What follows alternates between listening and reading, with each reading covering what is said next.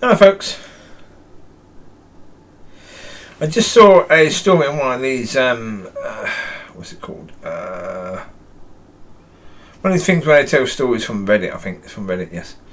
And this person shared a story of what you would have to be calling nuclear revenge.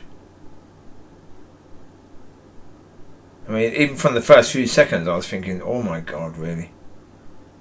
It sounded awful what this person was prepared to do, but yeah, this individual called Holly had, since a child, been abusive to this young lady. This young lady already had problems with abusive family members. She was scared stiff of her grandmother and stuff like that. And this Holly had done things like, bully her from a very, very young age. She had let her dog out so that the dog was lost to the family after that because they couldn't find it again. She had sat, because they lived opposite, she basically sat with her friends, saying nasty things about this girl every time this girl just even stepped out of her front door. And because of the girl's grandmother, she wouldn't do anything against Holly while her grandmother was alive. So she had to wait. She had to either forgive her or plan her revenge, and she did. She planned her revenge. That when her grandmother died, she would enact her revenge, and my God, she did. She went for this woman. She basically, because this Holly, when she grew up, she became a better person. And she stopped being abusive to people and a bully. But too late, the damage was done. So this girl, she got to know Holly's friends, or some of Holly's friends, to find out everything she could about Holly.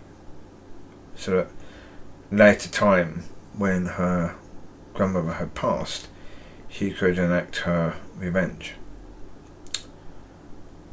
So she found out that Holly was a receptionist at a doctor's, but she then made appointments for the doctors when Holly wasn't working, and told the doctor that Holly was using drugs.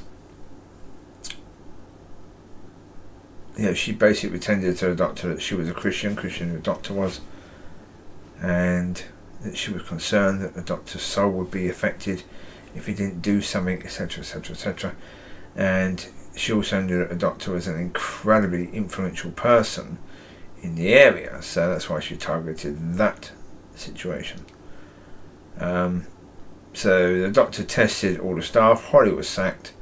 The doctor then spread the message around all medical establishments not to hire this woman Holly. So she lost her job. When she lost her job, her car got repossessed. But she still had a fiance and 2 children.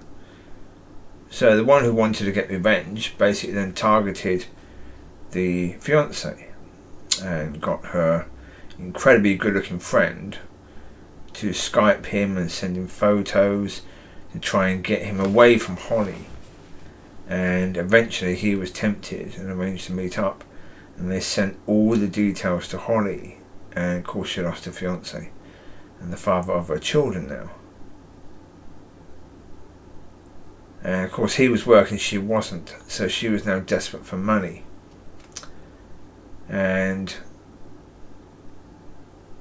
this person, her last bit of revenge was to get a member of her family that basically cooked drugs and stuff like that to contact Holly and ask whether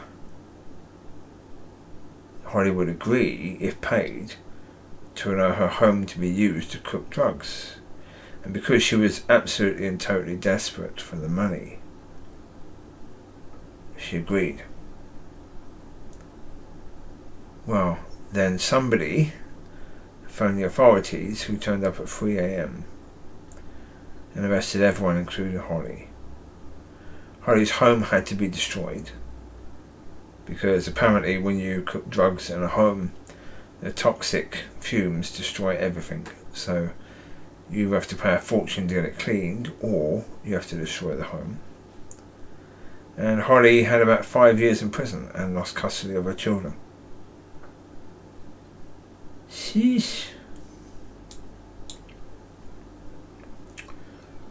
Right, the point of this message is be very, very, very, very, very careful who you are targeting. In any way, shape or form. Because you just never know. Yeah. Yeah. Well, I said about my previous neighbours. Yeah. It's in their nature to do what they're doing. They weren't doing it because I pushed them to do it. It's in their nature. God used them because that's who they are. And they're going to do it again to someone else. Next person they do it to could be just like this person. Could be a scorched earth type of person. That when they get revenge, they go all out. Complete. So, yeah, as I said about them, you've got to be very, very careful about what you do. And about who you are as a person. Because if you pick on the wrong person, my God, you are going to regret it. And you won't see it coming. That's the reality. Some people are just built that way. They can do that. And yes, indeed. I wouldn't want a friend like this person.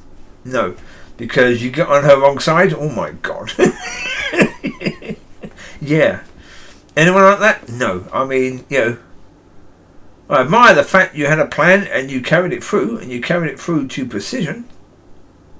Yeah, well done there, but, yeah, you need to forgive. You need Yeah. Yeah, it might feel better now that you've got that off your chest, but, yeah. You held that for over 20 years. That wasn't good for you in any way, shape or form. Yeah. Yeah, you've got to be so careful. And certainly if you've got kids and you hear that your child is a bit of a bully in school, deal with it. Deal with it before one of those kids... I did the story about America, and especially if you're in America, for goodness sake, where people can get guns. Deal with it. If your kid is a bit of a bully, deal with it.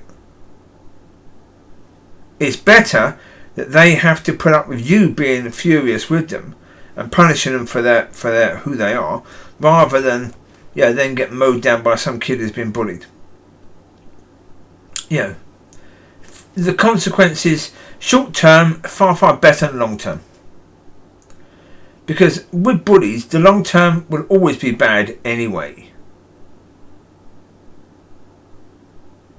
Generally speaking, well, for most people that are bullies, they never stop. They never stop really who they are, because they get away with it for so long that it's just who they are. It's what they do because it's just who they are. And it's because they get away with it. And it's like, okay. They're not going to change, are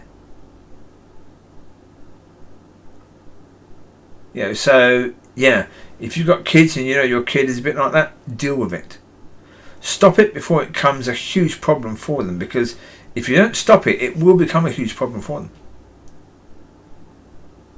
Because this story is a story of that. It's a story of revenge, but it's also the story of a girl who was put through a heck of a lot by another girl. And she just bided her time. She had to wait until her grandmother had died, and then boom. Yeah.